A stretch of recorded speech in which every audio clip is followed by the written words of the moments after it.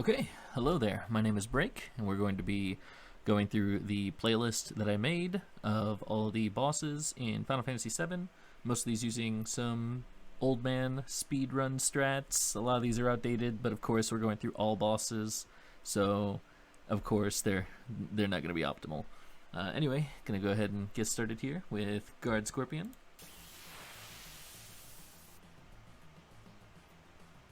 Oh dear, my volume. Alright, so Guard Scorpion, he's pretty easy. The main thing that you do is just you see who he scans first, and then you would attack him with them. This pretty much just ensures that he's going to attack that character and build up the limit break. And tails are pretty nice because they do quite a bit of damage. In the newer runs, you would DPS Guard Scorpion a little harder, so when Barret gets a limit break, you could use Big Shot on him. But I'm going to be using what I think is a pretty nice strat where, you know, if you get lucky, Cloud can get Braver first, so we can stock up a Braver during this fight. And then by the end of it, Barret and Cloud are both going to have their limit breaks ready, and they're basically going to hang on to them until we get to Airbuster. And yeah, it's pretty much just gonna, you're gonna see what's gonna happen. Airbuster's gonna get pretty messed up. The infamous Guard Scorpion lifts his tail up. If you attack while his tail is up, he will counterattack. Of course, I'm not very good at reading, and I don't really care that much for directions, so we attack him anyway. We gotta build up those limits. But then, oof, Cloud doesn't have his limit yet. Little low on health, kinda sweaty about that. Pop the heal, boom. Limit get.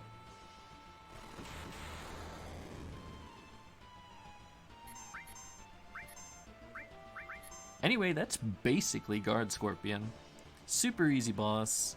But you know, first boss of the game is kind of just how it goes. But I do like that this boss is kind of technical in its own sense of things you can and should watch out for. Like, a lot of things can happen in this fight. Okay, Airbuster. So I love this fight, and it's one of the reasons why I still use old man strats is because you can kill him in one turn. You have Tifa hit him first, and then you just line up the Braver and Big Shot right afterwards. Kills him 100% of the time. 100%. I thought this was like super inconsistent, but you need to just do it really fast. Because I used to mess up on this fight a lot. But now it's easy peasy. And that's it. That's Airbuster. One turn.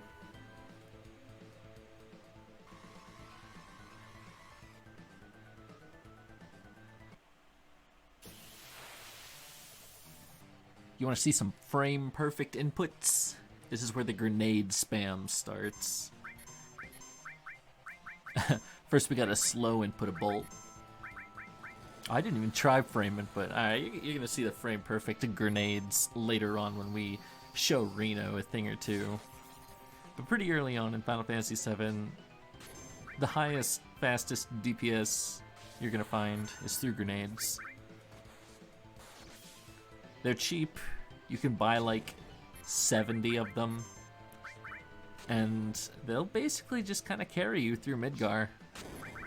They lose their relevancy really fast after Midgar, but you know, they'll get you through boss fights. They'll kill random enemies if you're into that. Like, they're decent damage. Anyway, apps. This boss is really nothing special. We throw one bolt at him at the start to sort of like it does something to his AI so that he doesn't cast another tsunami here at the end of the fight. And it just basically ensures that we can throw grenades at him till he dies, as you can see. So, apps, easy peasy. Move on to the next boss. Alright, you ready for the frame perfect grenades this time? Don't blink. Again, old man strats. This fight is a bit more complex nowadays, but if you really just want to get through them, you cannot go wrong with grenades. RNG will be more favorable towards you that way. Don't have to worry about anyone getting pyramided. Although, I suppose you do still need to worry about people getting pyramided and then paralyzed. Like, Reno can still mess you up. He can kill you if he feels like it. He just doesn't feel like it 99% of the time.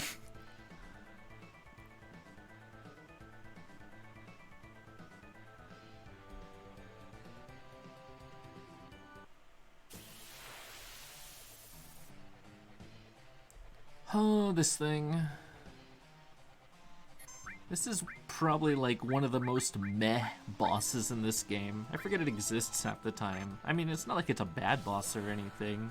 It's just in a weird spot. You don't really do anything specific to it other than throw grenades. That was really lucky RNG on Tifa's limit break, by the way. You can't exactly target where she beat rushes, so that was like a 1 in 4 chance that she was actually going to attack the boss. I guess one thing that's worth mentioning about this boss is this is the first boss that we turn wait on the ATB for. So you're gonna see me like in a menu or holding a target on somebody like pretty frequently through this. But early on, a lot of the bosses were going to have the ATB on active. Like every boss up until now has had active ATB. So time never stops. But here, menus up, or target reticles up, everything's frozen. Of course, we go right back to active as soon as this boss is dead, though. You barely even weight trick it, if I'm being real.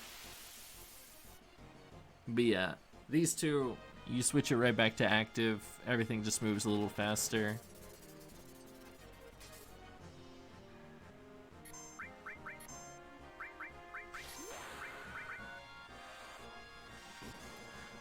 This healing wind is unnecessary, but I just really like seeing the limit breaks. You don't see them very often, and Eris doesn't stay with you through the whole game, so like just enjoy her company while we have it. It's gonna look like I'll wish I needed to save it. Or wish I would have saved it, but it all turns out pretty fine in the end.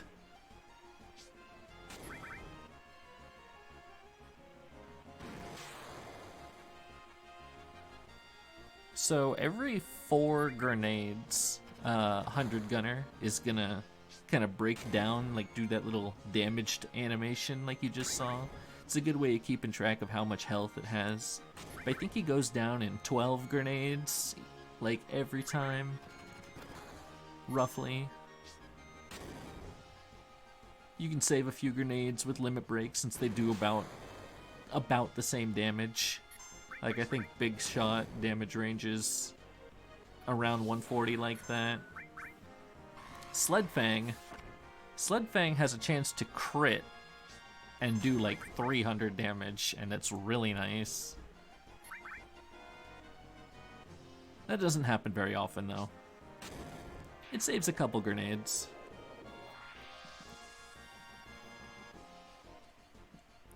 This is the one you need to watch out for, though. This is another one that can just kill you if it feels like it.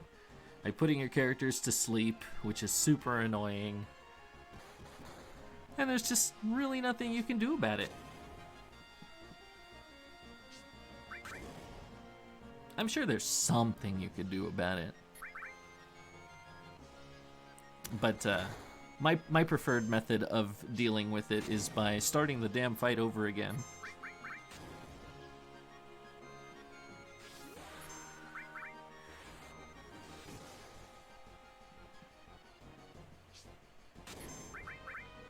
Yeah, you can see Big Shot is basically 1 grenade. We're basically big shotting the boss every time we throw a grenade at it. Like, think about that. That's how powerful grenades are.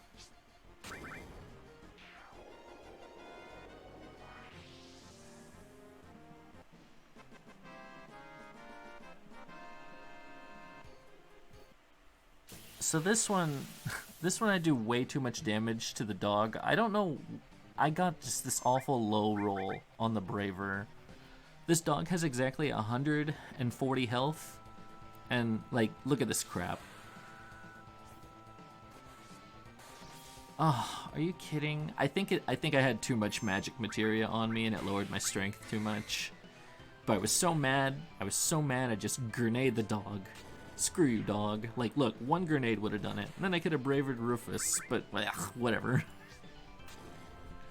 Rufus is super easy. He goes down in 4 grenades, but I like to use what I call swag strats, where you're gonna throw 3 grenades at this guy, and then he's gonna just die to your limit.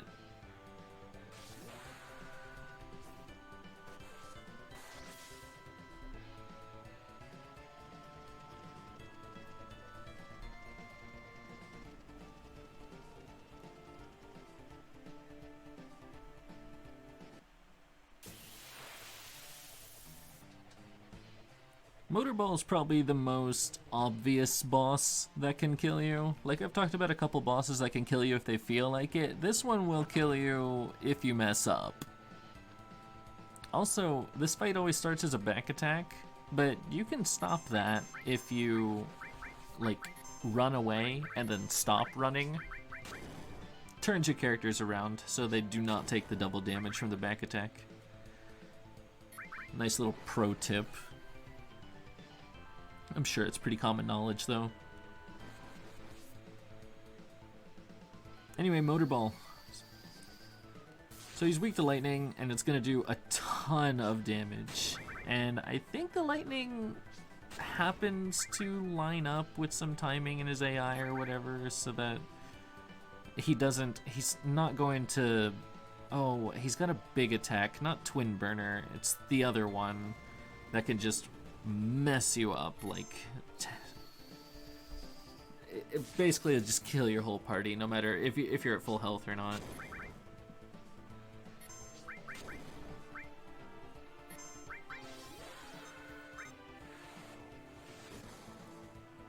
But I guess the most notable part, you're gonna see him do a little animation here. If you wait until he's done with this animation and then you continue attacking him again, then he's not going to do the big kill your whole party attack.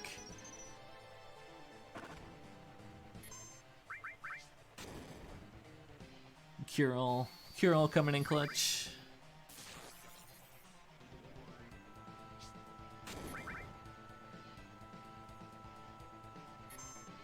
So this is the animation. You can see I'm sort of waiting on him to finish up.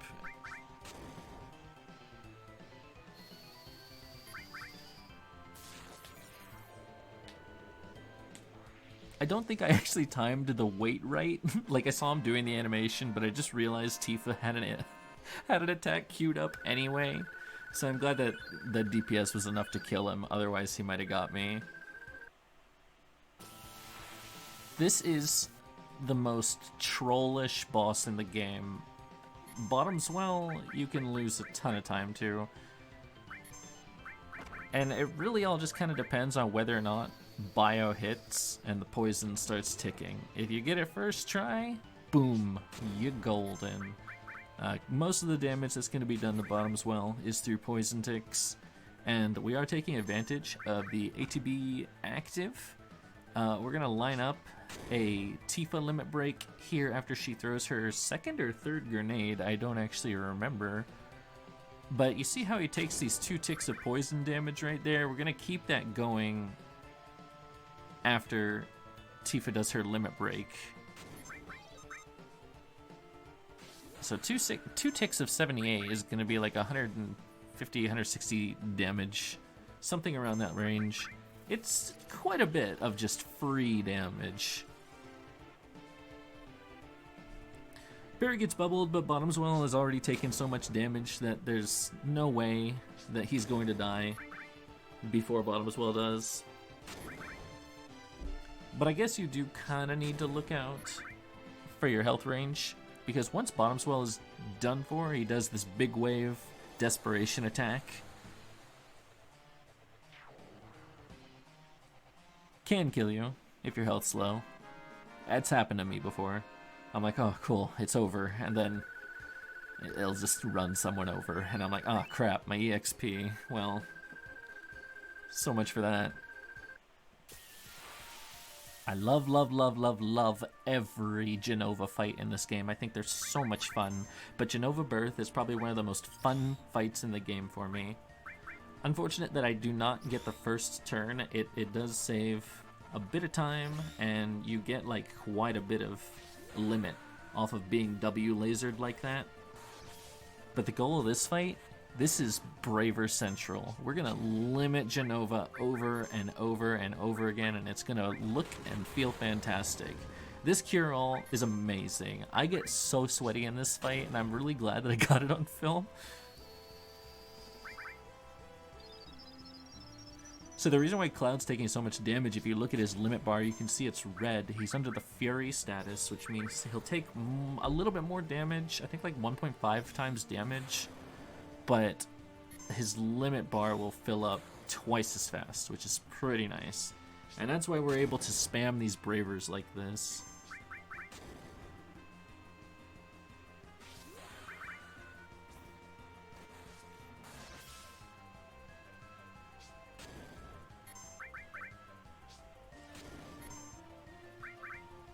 So we only have like a level 1 cure and a level 1 all. Not exactly pulling in a lot of AP to be leveling up that materia. So that cure all that we just used is our only one. And well, our health gets pretty close.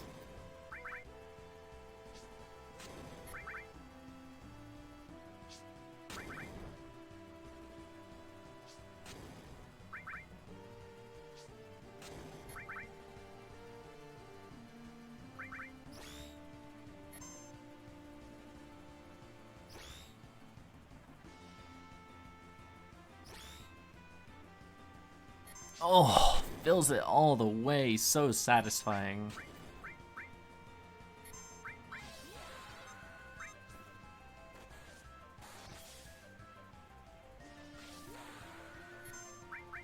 It is just so much fun to use limit breaks. Like, Tifa's limit break is low DPS, but it's fun.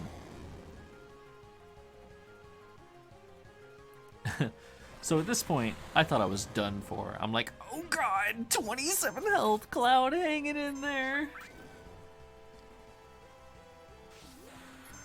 But it's all good. We get Jenova with the swag kill.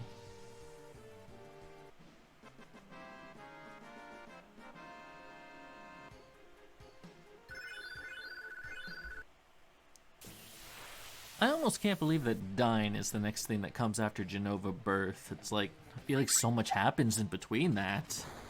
Anyway, Dyne, super easy boss, but he's a solo character boss, so he can't be too tough. Gotta make sure you can get past him, by the way. We've upgraded our grenades to Molotovs. They do a lot more damage. They're a bit more expensive. But much like Rufus, I believe 4 Molotovs will take down Dyne.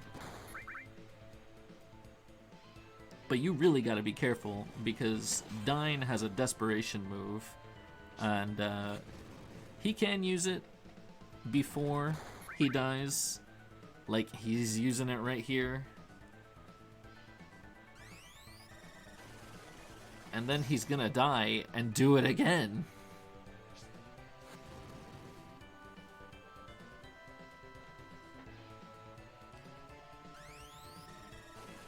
Probably the only thing you need to look out for, but I think as long as you have Barrett in the back row, which he should be in anyway, considering he's a gunner, machinist kind of guy, then yeah, he'll be fine.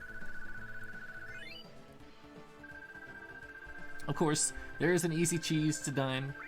You steal a right arm from a bomb on the way here, then we can just use that and kill him in one turn.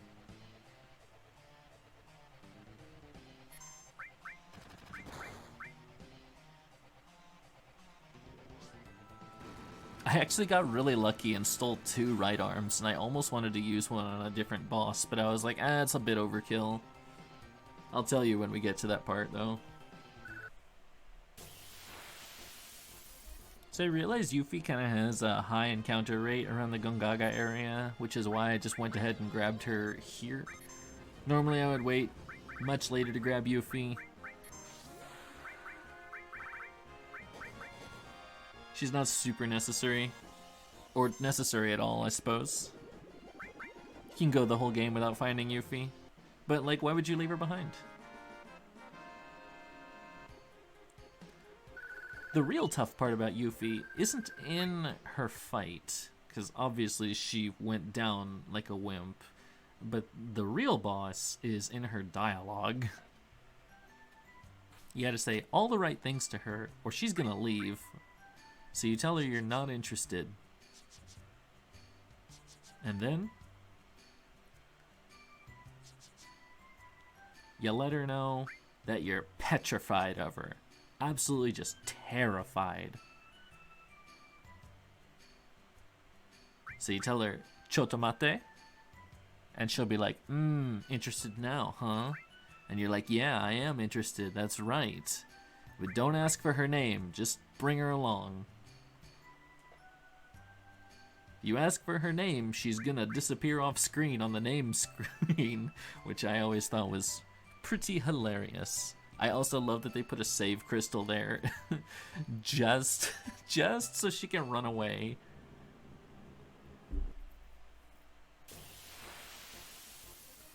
Here's an optional fight with Rude and Reno. You can just walk right by Gongaga and not run into these guys. But this is all bosses, so we're here to wreck them. Spam some limit breaks on them.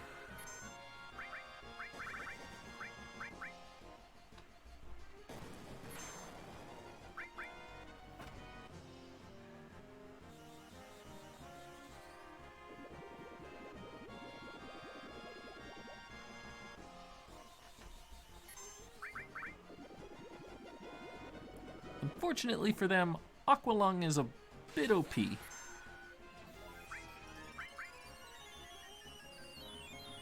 It's easy to pick up, does a ton of damage. It's not that expensive. Oof, that was a lot of damage though.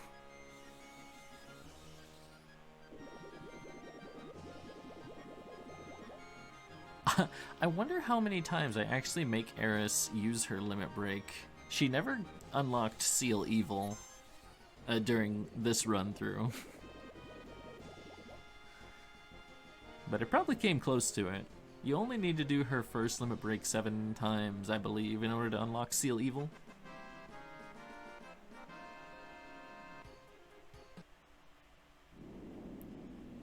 Traditional Final Fantasy boss tropes. Everybody knows about the undead bosses. Here's Final Fantasy VII's undead boss, Nattak. So the reason why we use an elixir, like, I know you can kill it with a Phoenix Down, but the reason for using an elixir is because Phoenix Downs have a chance to miss, but elixirs are guaranteed. Nattak himself isn't really a difficult boss, even if you don't cheese him with elixirs. Like, if you just cura him to death, it'll still go down pretty easy. All he does is these little flames will take over 2 of your party members, and they basically just show who he's going to cast fire spells on. Like, it's not a hard fight at all, but you might as well just elixir him. The game gives you like 3 or 4 up to this point. You've got plenty.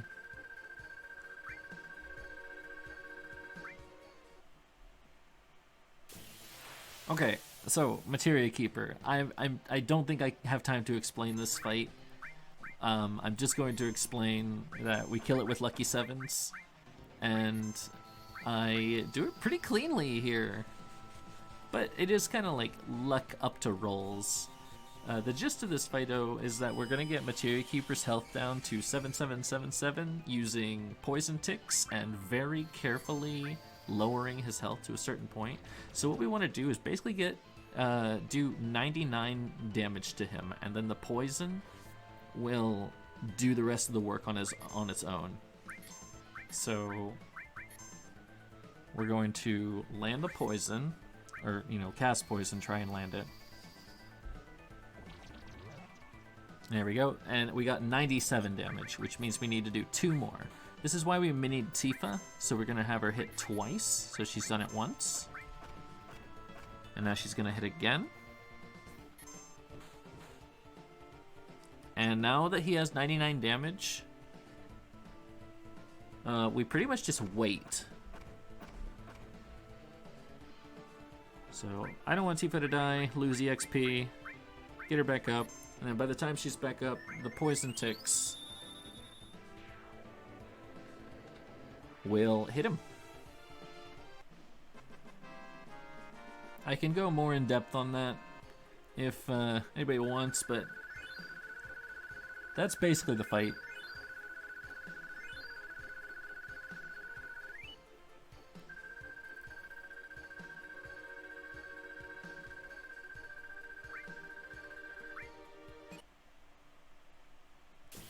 So this is the other boss that I would potentially use the right arm for, just because it would do 1200 damage, and this is probably the last boss where that amount of damage in one spot is significant. Yeah, it's basically 2 Aqualungs. Oh yeah, right, Polymer, this is another fight that's pretty poison dependent. But he's less of a nuisance than Bottomswell is. Like, if you don't get poison on the first couple of tries, like, whatever, it's cool, just keep trying.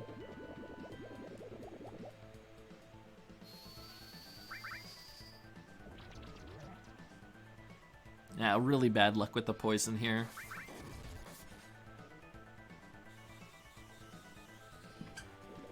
We do want to make sure our characters are both back road and under sadness. The Mako gun does a ton of damage. Tifa has a fire ring equipped right now for multiple reasons, mostly so that it doesn't get stolen by thieves, but it also happens to be useful against any bosses that are going to be casting fire, of which this one does, sometimes.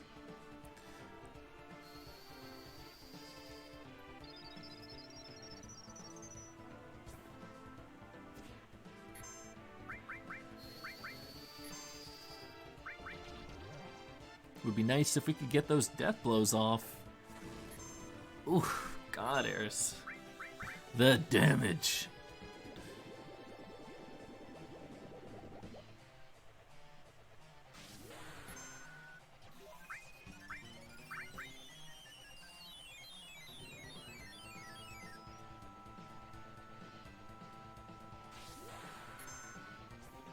I don't remember if cross slash works on Palmer. Oh, it looked like it did, but he died anyway. So cross slash Cloud's second limit break is super useful. It casts stop on whatever it hits, and we do take advantage of that for a few bosses, because if they have stop on them, then Tifa's death blows are gonna be guaranteed to hit. It's basically like free crits. It'll do double damage.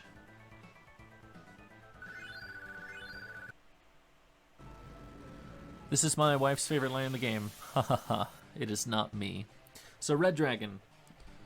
Oh, this boss can be a tough one to learn. This is the first boss that you wait trick on.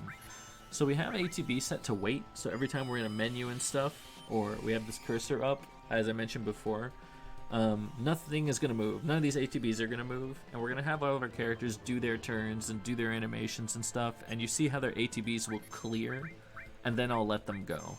So I'm going to cross slash Red Dragon, and I'm going to death blow him 3 times. So he stopped, we get 1, and then we let the ATBs go. I'm going to do it again.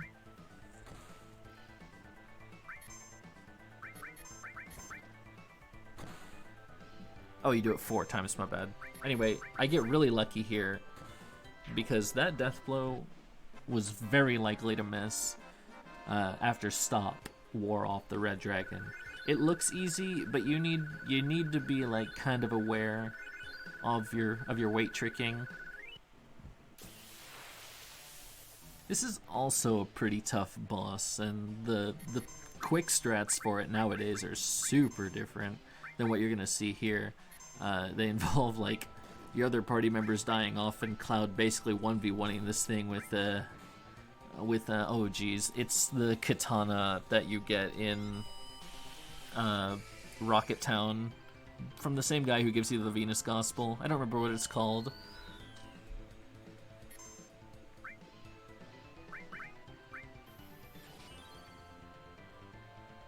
But the strat that we're going to use here is going to be a ton of damage from Tifa, basically auto-attacking this guy with a Fury Ring and Death Sentence. So she's getting a bunch of buffs off of a Power Soul that we got before we fought Materia Keeper. So when her health is in critical, she'll do double damage, and if she's got negative status effects on her, like Doom, that'll also double her damage, so she'll get like a 4 times multiplier. Right now she's getting a 2 times multiplier, but her damage is supplementary to these Molotovs. So the idea of this fight is just kind of setting up Tifa so that she does big passive damage, and then you throw Molotovs, and that's kind of it. Then you just don't want to die.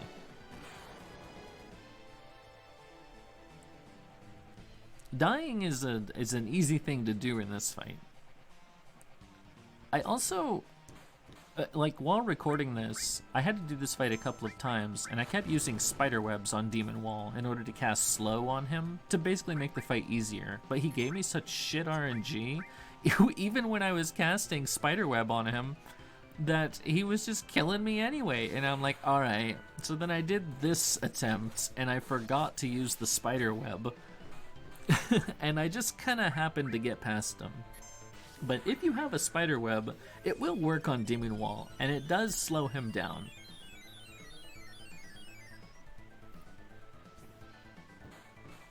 Just hope you get better RNG than I did after he's slowed.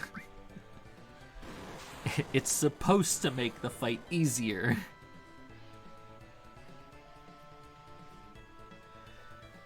Same rules apply. Everyone should probably be backroad and Sadness. Like, that would have absolutely killed Eris if she was front row, or even in normal status.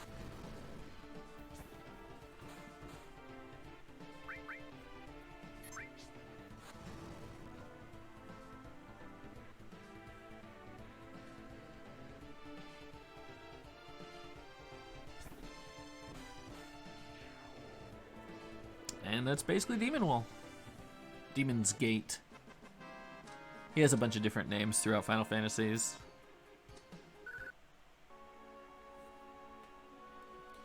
Our second Jenova fight. This one is definitely the easiest of the bunch. I believe I've heard that this boss is actually designed to be like really easy so that it doesn't mess up the pace of the story, which definitely makes sense. But we're going to basically use the same strat that we used on Red Dragon, where we're going to death blow her after she's been stopped. But also we're going to drain her with magic hammers, just because it'll make it so she can't do anything. Jenova Life has 300 MP, and if you use 3 magic hammers on her, she can no longer attack. Oh, 288 MP, I suppose, since that's all was stolen. So after that's all done, we just laser Tifa, put Doom on her. Didn't need to do 2 lasers.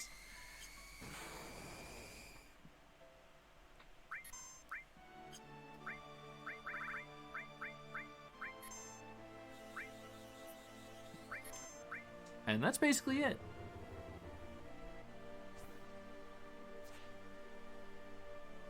See, if I wanted to do this fight faster, I would have just cross-slashed and hit her with Tifa. But Jenova Life, I guess, could have messed up my HP for the setup, which is why I chose this strat for the video. Like, obviously, it's way faster to just cast Stop on Jenova, and then Deathblow her a few times. But this is way safer. And it's kind of fun, too. Not missing death blows. Missing death blows is not fun. But neutering to the boss is pretty fun.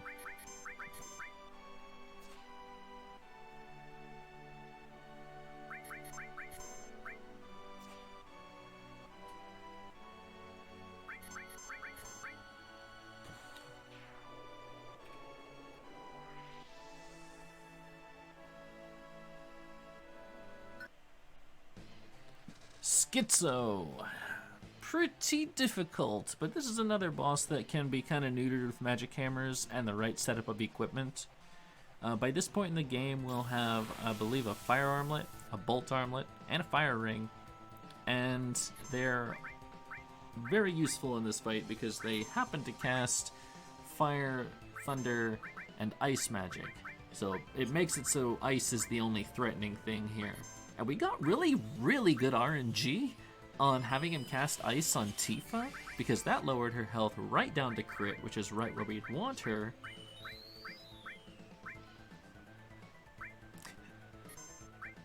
Wait a minute.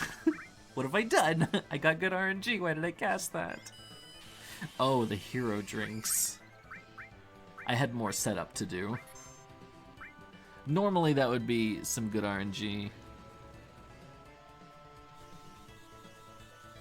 But I seem to have forgotten how I approached this fight. Oh, right. It's because I'm going to magic hammer them. Alright, safety strats, not speedy strats.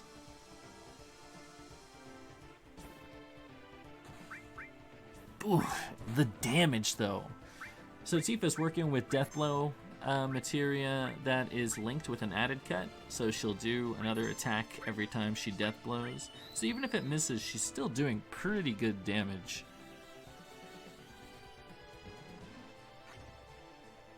I like to call it a crit and a half.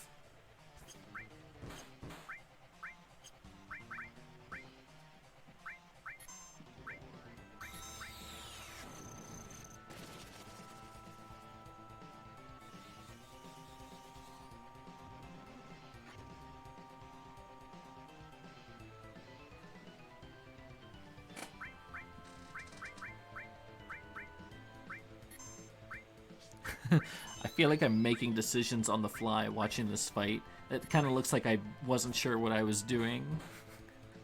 A lot of my inputs are kind of sluggish.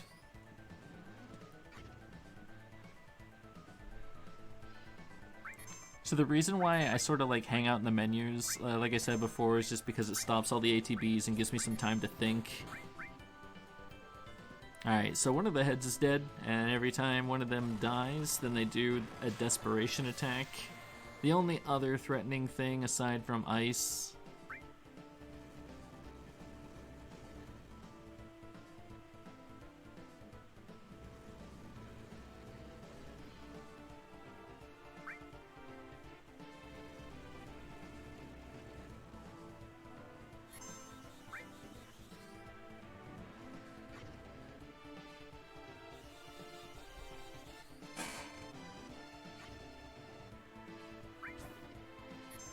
So Big Guard is getting to the point where it's about to wear off.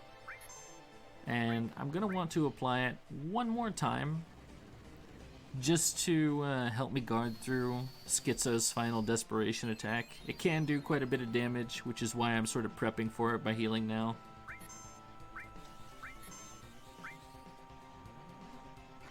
Even without magic, they will do their desperation attacks. They don't require MP.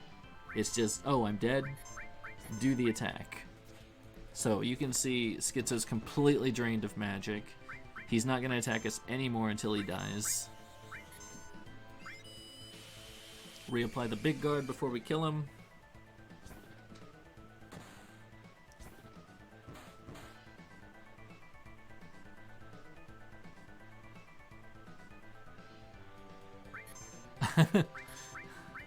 I don't know if I realized I was still in a menu. Thought the boss fight was over for a sec.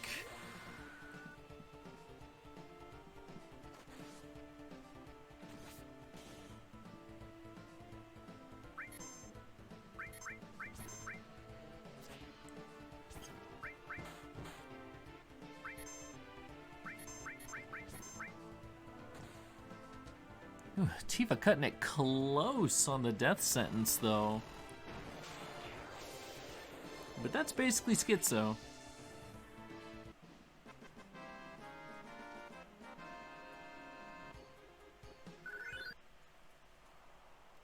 Okay, our final traditional Jenova fight. Like the last one that looks like this. So, where Jenova Life had 300 MP, this one has 800. I believe I still use... I'm actually not 100% sure if I use Magic Hammer strats. We're gonna see what I do. It looks like I'm gonna Magic Hammer her. But you know the drill. We've been here before. It's Final Fantasy VII. Death blow the boss.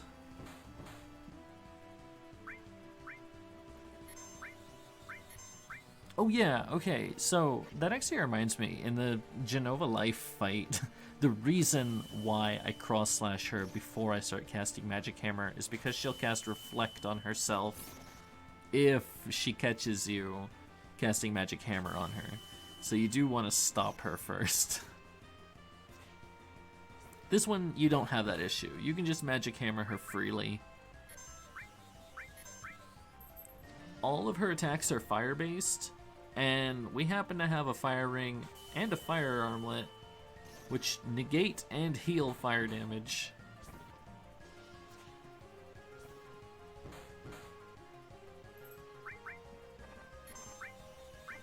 So there's not really a way that Jenova Death can actually kill you here.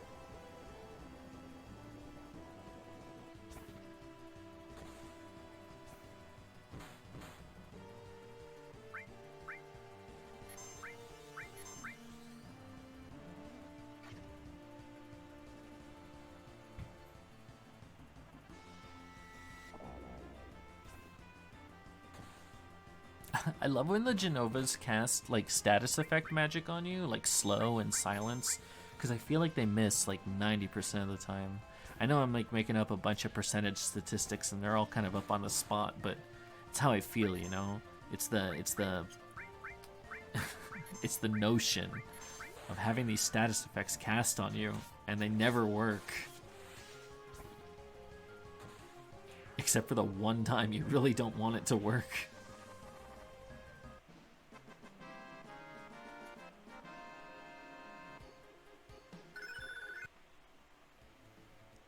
So this boss, I actually wasn't sure if I was going to count as a boss, but the wiki says it's a boss, so it's on here. This is Commander Bighorn. He has the exact same model as regular Bighorns, except he comes at the end of the Fort Condor, like, army minigame event thing. I hate that minigame. I just like fighting Commander Bighorn, so I just lose the minigame on purpose and then kill him. It is much faster to just die to Commander Bighorn. You watch any runners do this part of the game, then they'll just like Aqua Lung themselves or Magic Breath themselves. They'll just KMS and you die, and then the game continues because you do not actually have to win this fight. But Commander Bighorn is so easy, you might as well. You can see I'm using lasers on him. They do big percentage-based damage. They're basically like casting Demi or gravity, if that makes sense. Yeah, so like lasers are kind of percentage-based gravity magic, and we've got him down to like it's halving his health every time, so he's down to his last 1,000 points.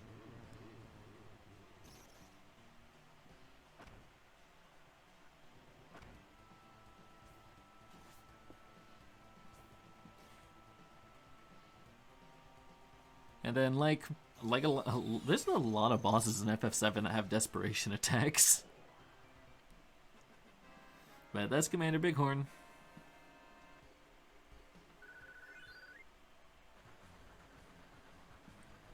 This one I also wasn't sure if I was going to count as a boss, but every one of these enemies are flagged as bosses, so I'm going to just respect the whole sequence, and I count this little train arm part of it as a part of the boss. It's not easy. Like, I hope I make it look easy. It's not the easiest thing in the world. You just kind of got to get a feel for it.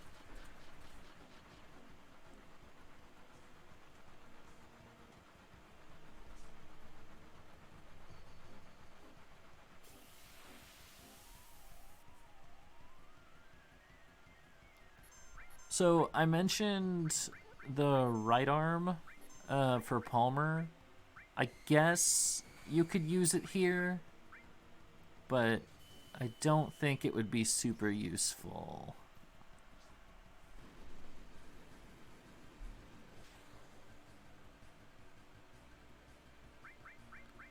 Like on the next fight, we're gonna fight 2 of these guys, and I think you could throw like a right arm and the Dragon Fang that we got from Schizo at them, and they'll just die.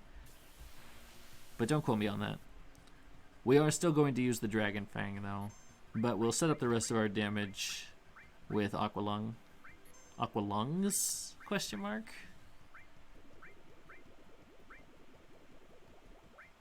No, yeah, just the one.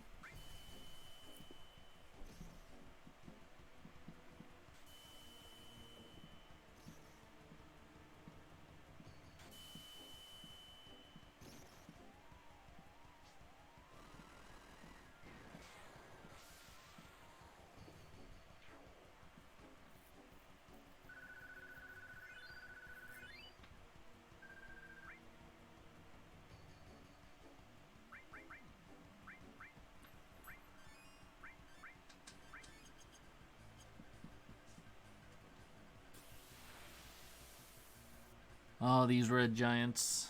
Anybody who's watched me play Final Fantasy VIII knows these things are pretty tanky. But that's not going to protect him from gravity magic. Just like Commander Bighorn, this guy can be lasered. And that's good, because it's going to do 5,000 damage to him.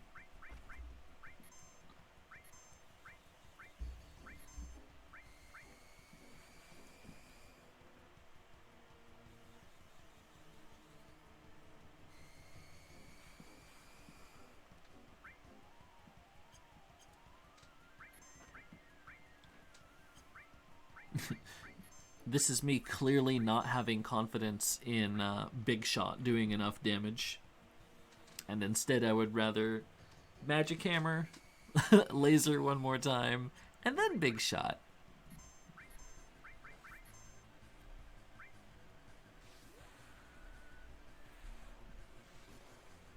So close, Barrett. Honestly, he probably would have killed him if Red Giants didn't have such dumb high defense.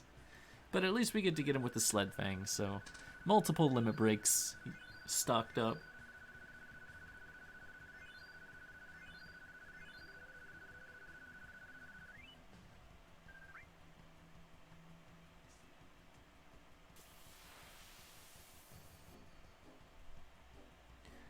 This thing actually has an interesting steel on it. I think it has a piece of rare armor that can be pretty useful. I don't remember what the armor is offhand, but worth noting that this guy has something worth stealing. He also has a ton of health. But that steel is considered pretty rare, considering this is the only thing you can steal it off of. Or one of the few things. Like, yeah, at first I was thinking, oh, is it a curse ring you can steal? But no, it's not. That's what you steal off Ultimate Weapon.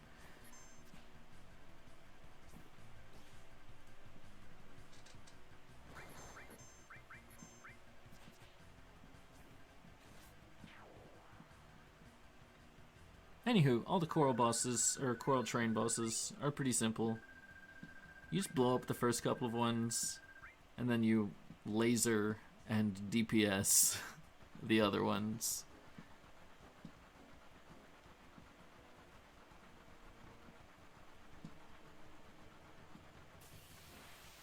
This enemy is not flagged as a boss, by the way, but I left him in as just part of the train sequence.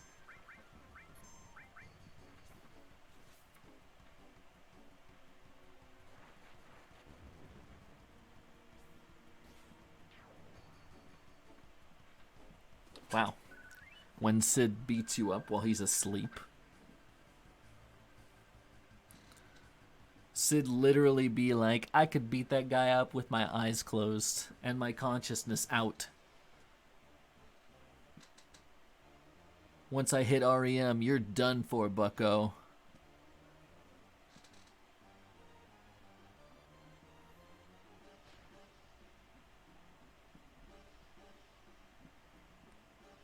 This part of the train is guaranteed not to crash as long as you make it here before the timer runs out.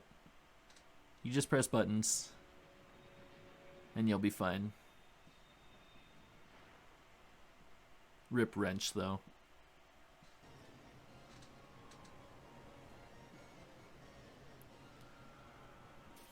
So I got a question for you guys. The first time you fought Ultimate Weapon, did you think you were supposed to lose? 'Cause I did.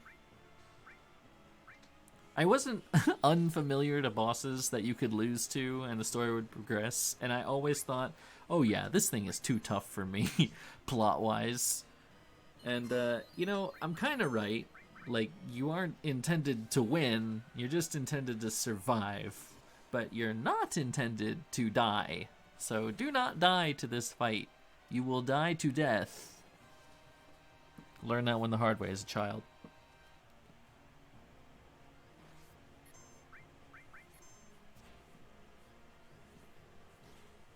Anyway, it doesn't really matter how much DPS you do to Ultimate Weapon or not. He'll just leave after a few turns, so just make sure you make it out alive. There's not even like an EXP or AP consequence to anybody else being dead. Just live. Just live.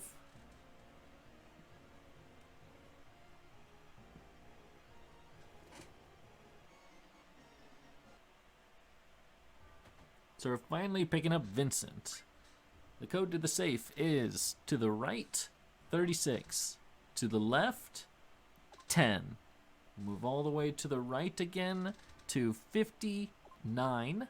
And then move it to the right to 97. This will open, and this boss pops up. Lost number you can fight pretty early on in the game, like right after you have access to floating the high wind around in the water like it's a boat, pretty much, I think. Or whenever you reach Nibelheim. Okay, that's actually right before Rocket Town. So you can fight this thing before you hit Rocket Town, which is pretty sick.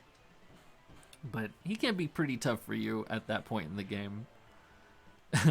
At this point in the game, however, Tifa has a power soul and a double cut, or death blow and added cut. So she can just tear things up. After that we take this key. The materia that's on the ground there is Odin.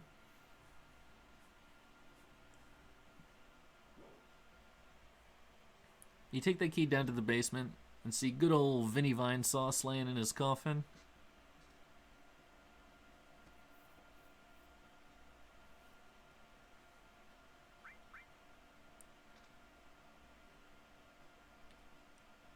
I'm not 100% sure if it matters what you say to him, but I think you want to talk about Sephiroth just to be safe. I love how Vincent is like, alright, tell me what you know about Sephiroth. And you do, and you're like, aye, big boy, what do you know about Sephiroth? And he's like, I can't tell you. I'm going back to sleep.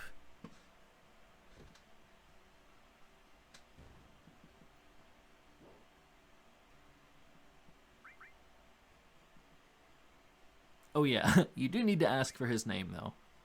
That is important.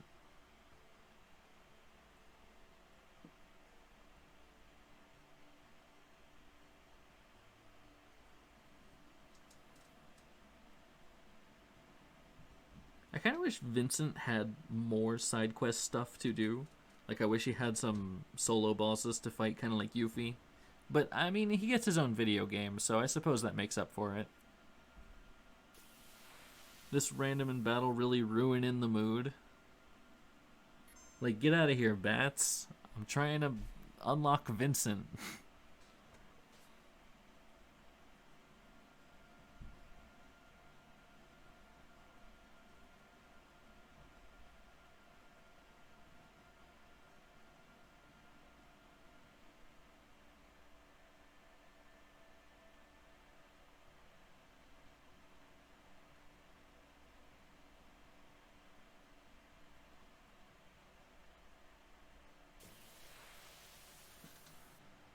Oh, carry armor.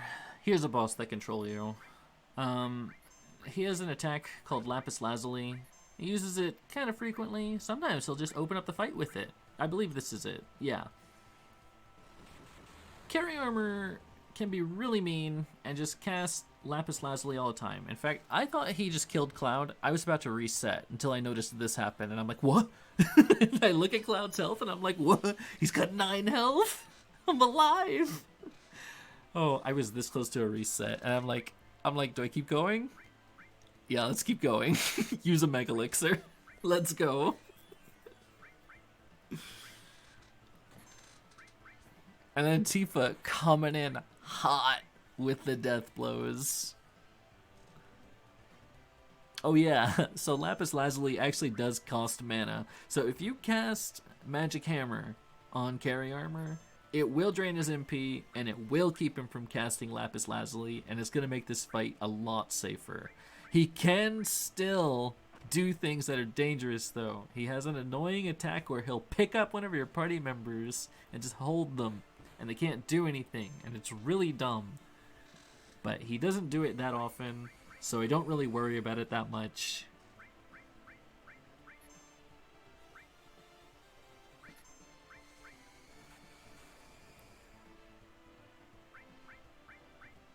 So 2 lasers and a grenade is just enough to take Tifa down to crit health. Boom! Now she has 8 times damage.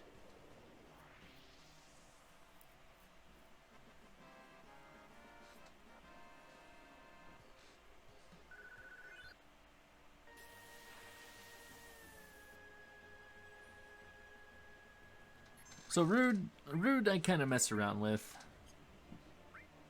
The strat is super easy. All you really have to do is just take out Rude. If he's done, everybody's done. There was the big guard, the Aqualung, it's all pretty unnecessary. But call it theatrics because I thought death blowing Rude would be way too fast, way too short. Like, I'm gonna show off this boss. Death blows Rude like twice. Oh, it's over. Okay, well, let's do some other things. So I just went back and did it to have this fight last a little bit longer. Yeah, the quad 9s.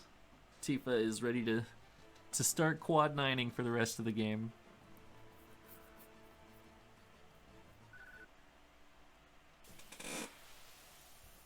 This is also technically an optional fight with Rude and Reno. We're on board the Sunken Gelnika, which I guess is an optional place to go to in general, but it's got so many like useful things on it. You might as well go to the Sunken Gelnika. These guys are guarding some pretty nice stuff. Besides, if you're interested in the late game, you gotta get through them anyway. Although, I guess if you just get past these guys and then you fight them post-Midgar, or during the battle at Midgar, I think before or after the fight with Proud Clod, maybe they won't be in the Sunken Gelnika. I'm not 100% sure. I've never tested that before. Anyway, they're just as easy as ever.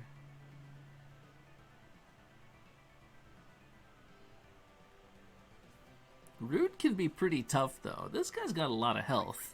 Oh, I can talk about their steals. So they have some really interesting things on them. I believe Rude has a Tough Ring, which gives you a ton of defense stats. Like, it's a wonderful defense accessory.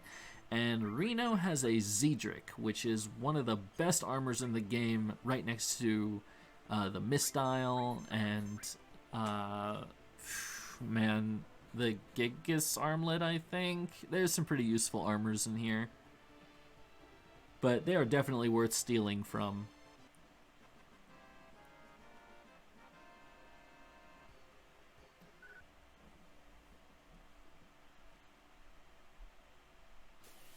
So if you go to the Wutai area early, this guy can be a nightmare. You have no materia because Yuffie stole it all, and you're just basically relying on equipment. So I go to Wutai way later, after Tifa's got a bunch of really nice equipment and she's not exactly materia focused. And Sid also has his ultimate weapon, so they just kind of like do huge damage.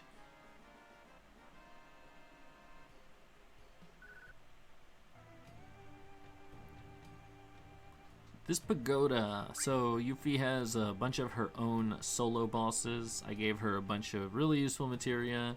And we've already been to the Sunken Gelnika, as you saw, which is where Yuffie's ultimate weapon, the Conformer, can be found. It's going to come in and do a lot of damage.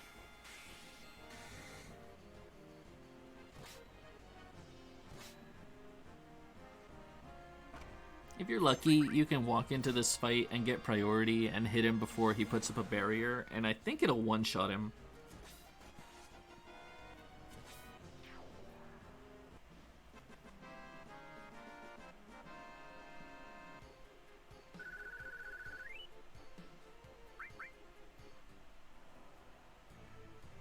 Yeah, a lot of these fights are going to be pretty much just hold A to win.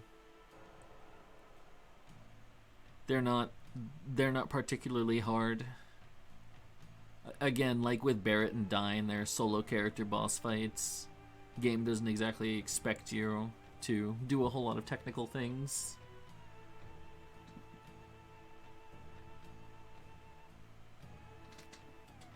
I suppose I could have skipped past all this dialogue, but hey, Sarah.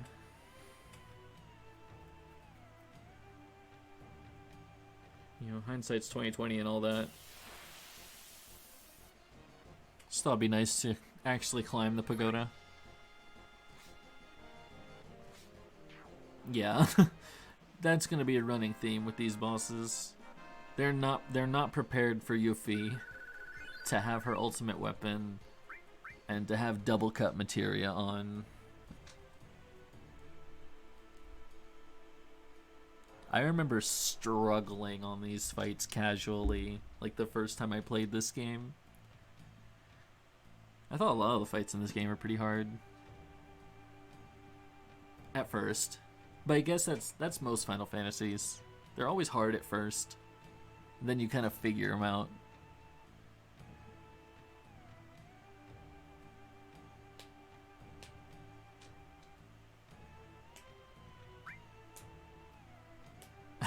I love that that comeback. They're like, you better watch your mouth, you're gonna get a beating. She's like, I got insurance. Who is her insurance? Who is looking out for Yuffie?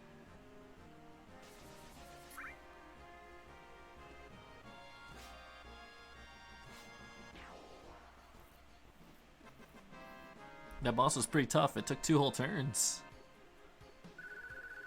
Getting sweaty getting up this pagoda. Ice ring. Man, imagine bringing that to Schizo. He could never kill you. Imagine doing the Wutai pagoda before Eris dies, and then you take the ice ring into the Schizo fight. That would be amazing.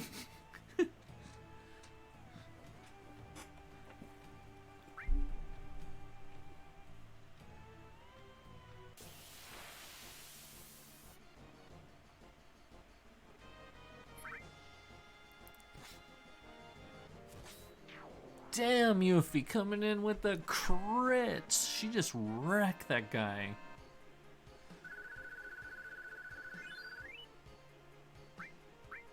Some of the RNG in this game is pretty entertaining. It's part of the reason why I like playing and replaying it over and over again.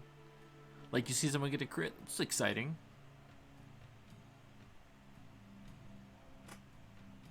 Get past some bosses faster than last time, that's pretty exciting.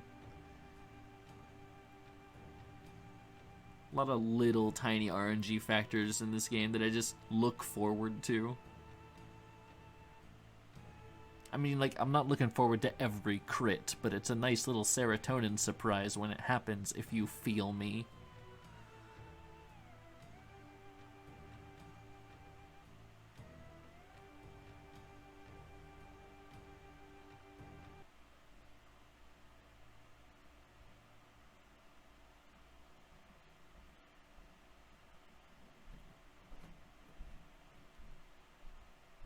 This boss, this I struggled on as a kid. I don't know how, I don't know why. I was a kid. There's your explanation.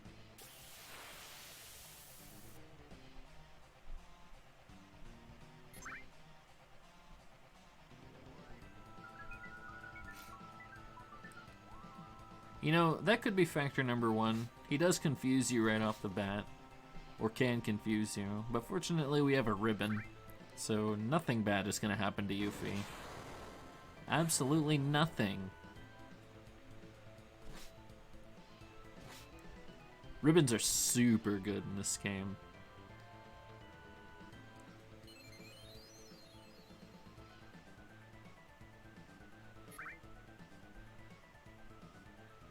This guy is so fast. You see how many turns he's getting? Cheating. Cheating boss.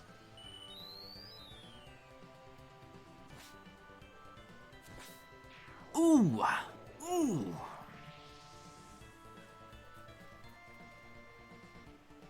Diamond weapon.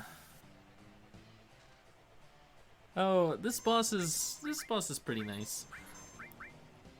You limit him twice, and it'll make him go into countdown mode, where he can actually be damaged. Like, you're gonna see these limits do damage, but it's just because they're limits. Like, it's a special thing about them. But normally, if I were to, like, attack him or cast spells at him, it's not gonna do anything. Oh, you could also summon at him to make that open up.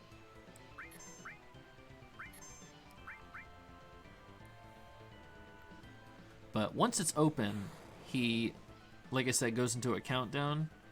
You can see the 3 at the top of the screen really fast. We have to DPS this guy so fast by white tricking him hardcore and make sure that we can outrun his countdown. So we're gonna death blow, added cut, double cut, and it would do enough. But man, I got crits. I got criticals out the wazoo, and Diamond Weapon just died. And now I have all this EXP and AP.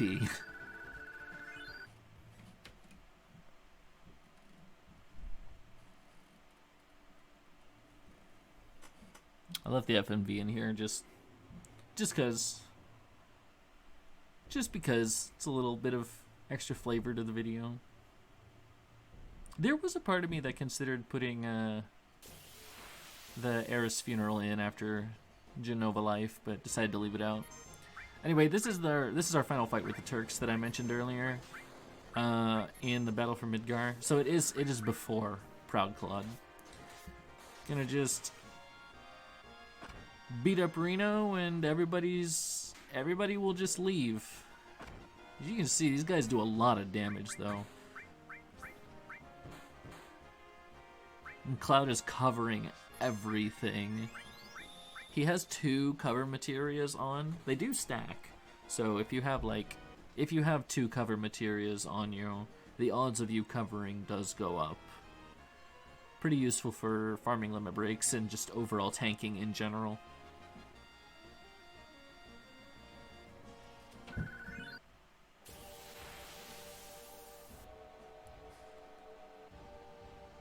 So this is the Proud Clod. I remember this kind of being a technical fight. Like, I think he has a phase where he'll sort of like get on his knees, and I don't know if he has a cannon or whatever that is on his back, but I feel like that's something that he'll do. Anyway, he's not gonna do it in this fight because we kill him really fast.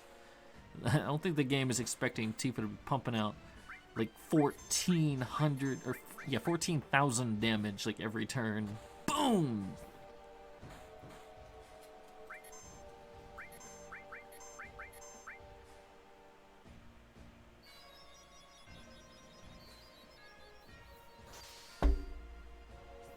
Like, what did that do? I have no idea. He's just a big robot.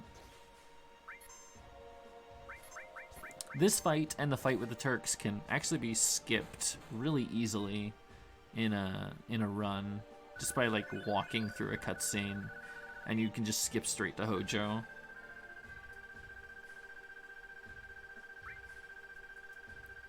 But then you miss the W item materia, so I don't recommend doing that. Unless you're speedrunning, of course.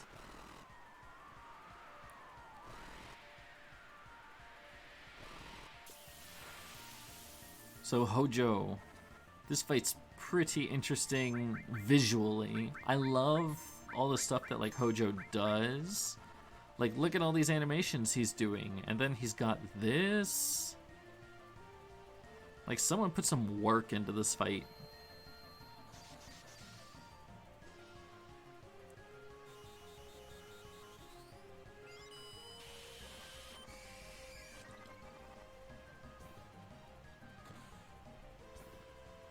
If you get priority, you can actually take down Hojo before he makes these monsters appear. But he usually gets the first turn. Messed up my ATB weight, tricking, and Tifa lost quite a few seconds on to Doom. As you can see, it goes down pretty fast.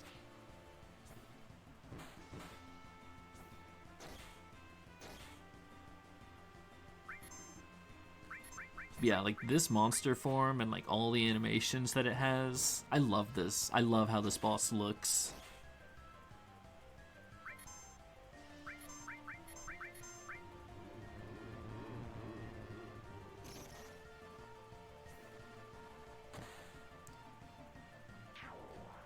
Oh, alright, the way he like kind of twists around here. Oh, he's so creepy, but it's so cool. I always imagine he like bites himself or something at that point, because it looks like his big open mouth just sort of like... You feel me? This thing can be dangerous. He's good at inflicting some nasty status effects, but fortunately he just goes for the physical combo, and Cloud coming in with the cover, making sure Tifa takes no damage. Makes this fight easy peasy.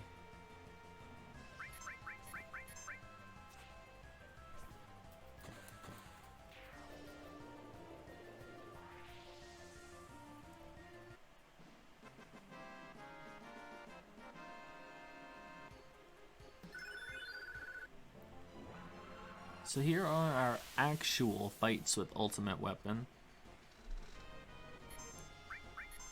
I'm just gonna go ahead and like say this right off the bat.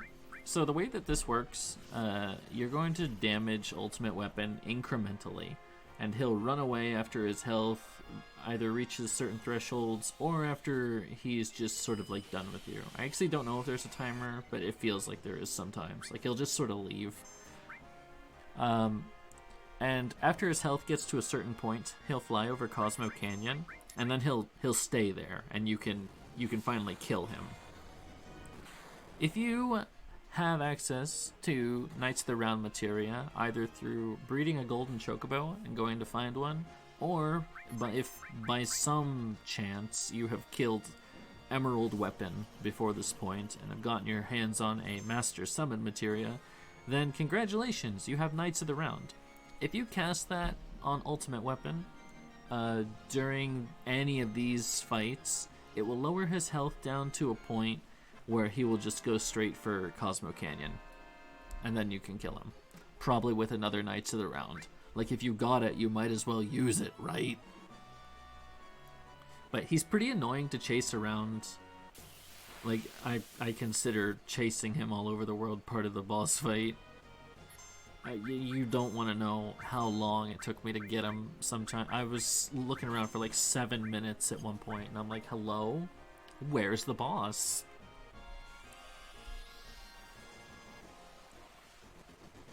So pay attention to Tifa.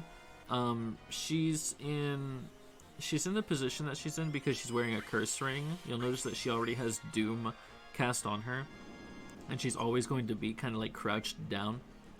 But we're going to take the curse ring off and replace it with a reflect ring before we kill Ultimate Weapon for some pretty swag strats. Also to help us get an E-skill really easily,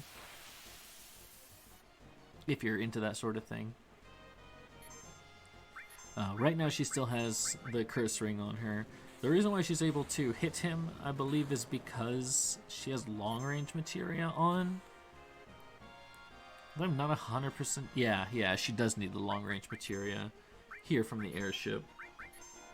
If he's like on the ground, then Sid can attack him too, but if he's flying up there like that, then he has to be hit from a distance, which is a little annoying. Limit breaks don't care though.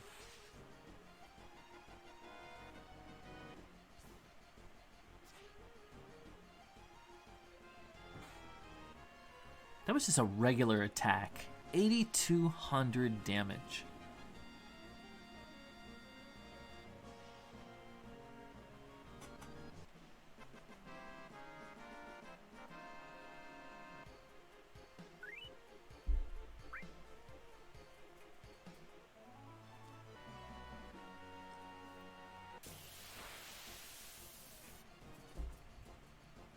It is pretty fun seeing him like in a bunch of other battlefields.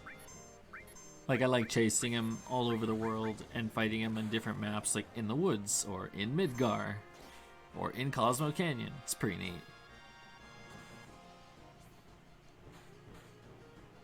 Oh yeah, so you can see the difference in damage that Tifa's doing. All I did was replace the curse ring with a reflect ring, and you can see she's doing like way less damage. Like Sid is out DPSing her easy peasy. But that's not a point. The point is he's gonna cast Quake here on Tifa and she's gonna reflect it.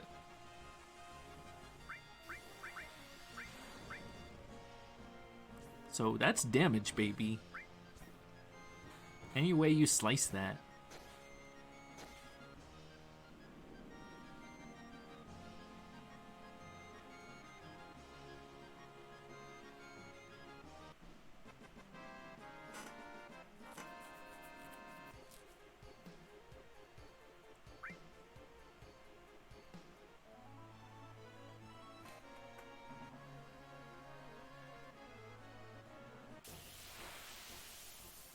I love seeing the swamp below the airship. Like, it makes me just imagine the Midgar Zalem slithering around down there.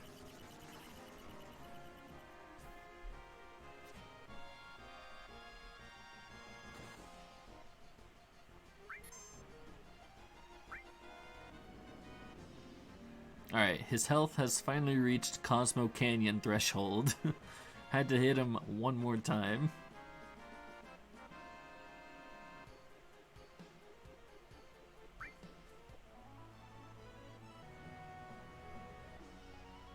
So yeah, when he's in Cosmo Canyon, he'll like sit still like that.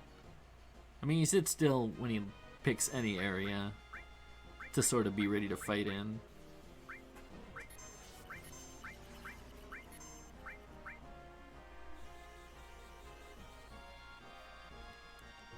So yeah, the reason why we have Reflect on is because Ultimate Weapon, like a lot of other bosses in this game, has a Desperation attack.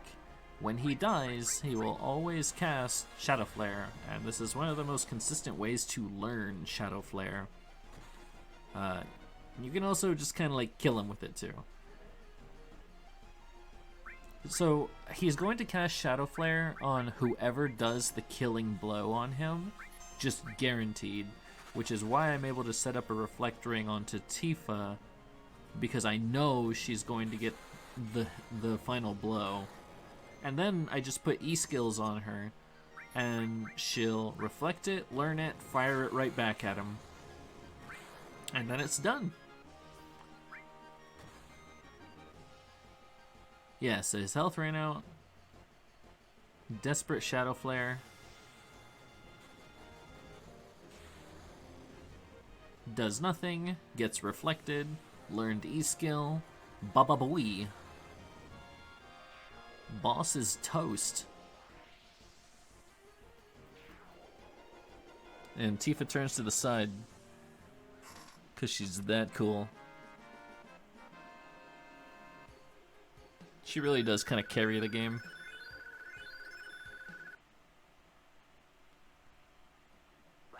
This is our final fight with Jenova. This fight is really interesting because it actually affects a number of things regarding Bizarro Sephiroth and how you approach it. Like, I think if you kill her tentacles, then it'll affect the fight. And I believe if your party member, or if your party average level is above or below like 50 something, then you're gonna need like more parties to fight Bizarro Sephiroth with. But by the time we get here in the speed run, our levels are like way lower than that, and the game is just gonna be like, okay, you can just go in with one party and it'll be fine. And I'm like, I know it'll be fine because this is the God party, and there's really nothing that can kind of stand in their way.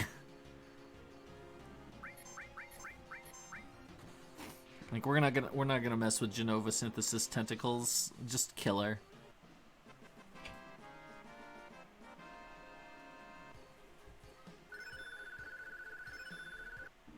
So Bizarro Sephiroth, as I said with the Jenova Synthesis fight, we only go in here with one party. I might do another Bizarro video where I'll go in with 3 parties that have like way higher stats. It really doesn't make the fight any harder or easier. He's kind of the same either way.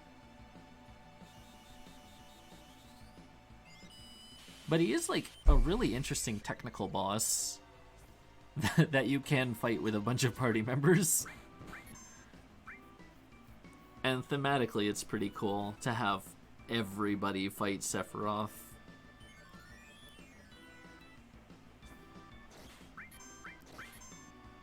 But this fight is pretty simple. Like everything else, it's pretty much just death blow double cut and it'll kill him. He has a bunch of body parts, like you can attack his head, his arms. He's got this little core underneath him that seems like it takes 0 damage all the time. All of these things, they would have a larger effect in the big party battle. But really, if you just DPS his chest, he'll die to death. Hype for glitchy Quake? Yeah! I'm not sure why it does that, but sometimes Quake will glitch out and it shows the wrong textures when it's like disappearing. But I swear I didn't cheat. This is all legit. Bizarro Sephiroth is no more. No EXP, no AP, because the game is pretty much... There's no more running around at this point.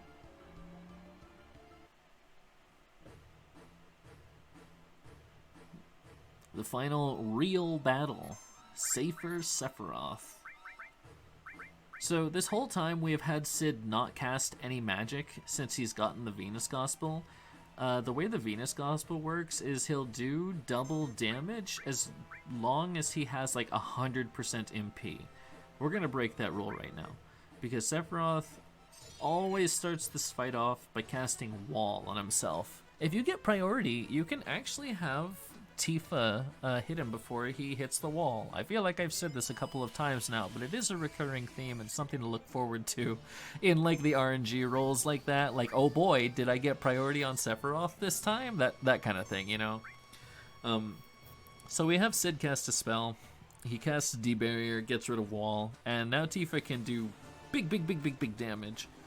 Sid's damage is no longer doubled because he's used a little bit of MP. Kind of unfortunate.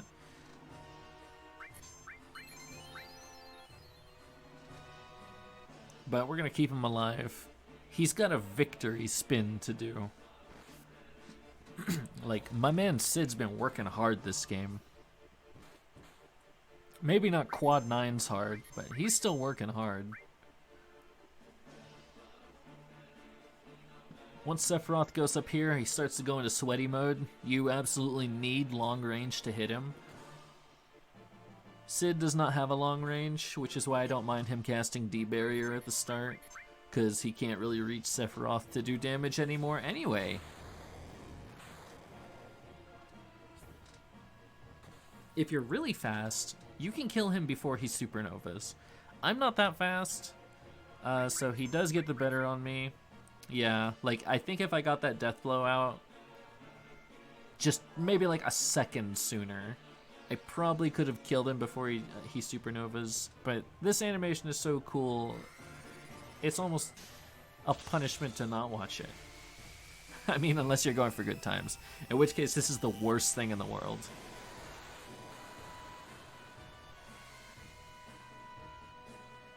I don't know how many times I've seen this animation. It's so much fun to watch every single time. Like, it's just impressive. Like, what else on a PlayStation looks like this? You know?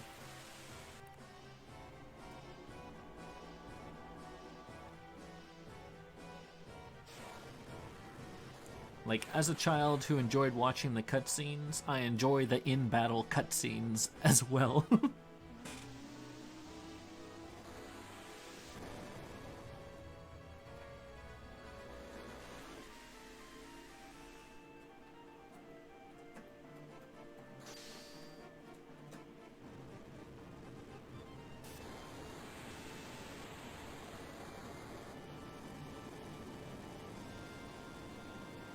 Mercury just took quad 9 damage.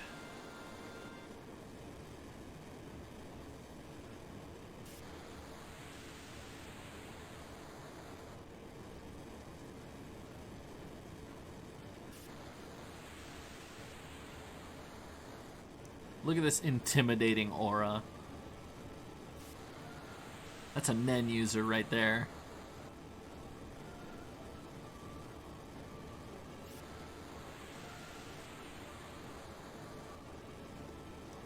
Fortunately, Supernova does not kill you, but it can inflict some bad status effects. As you can see, Sid is spinning to win. But that death blow is all we needed. Yep, it's over.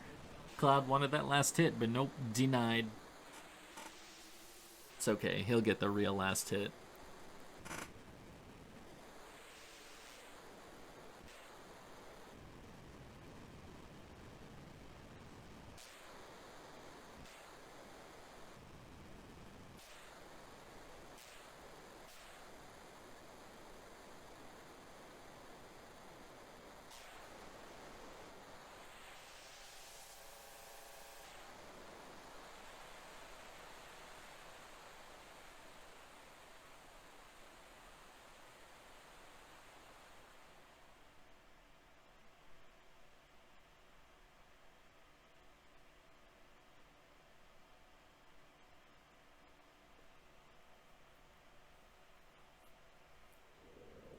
So this is our final fight. I feel like it's a little early to be like, thanks for watching this whole thing. So I'll just talk about the setup for this. So on my way to this fight, I was like, oh no, I forgot to switch my sword back to the Buster Sword. Because you'll notice I think I'm still using a Rune Blade during the fight with Bizarro and Sephiroths. But I love finishing this game using a Buster Sword. So I went and loaded my old 100% file and just went in really fast, you know, cut him up and grabbed the Buster Sword just to do it in Zack's honor. We like taking down Sephiroth with Zack in mind. And Angeal, for that matter, I suppose. They would be proud.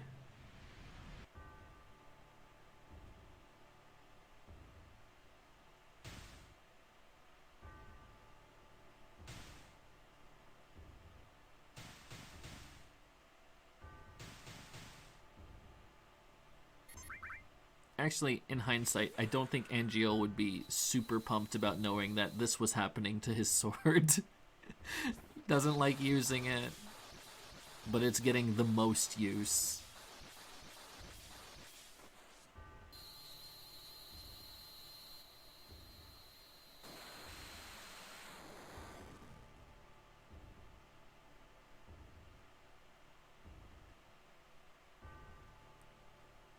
Well, that's pretty much all the bosses. So, thank you so much for watching my commentated playlist along with me. I hope this was fun. I had fun sitting here. My throat is really dry. I should have gotten myself a water before I did this, but I didn't know it was going to be like an hour and a half. So, yeah. All right. All the bosses cut down, except the super bosses. I'll get them later. But everybody gets to have a happy ending now. If you want to watch the ending, it's on my channel. I'm gonna get some water. Okay. Good night, everybody.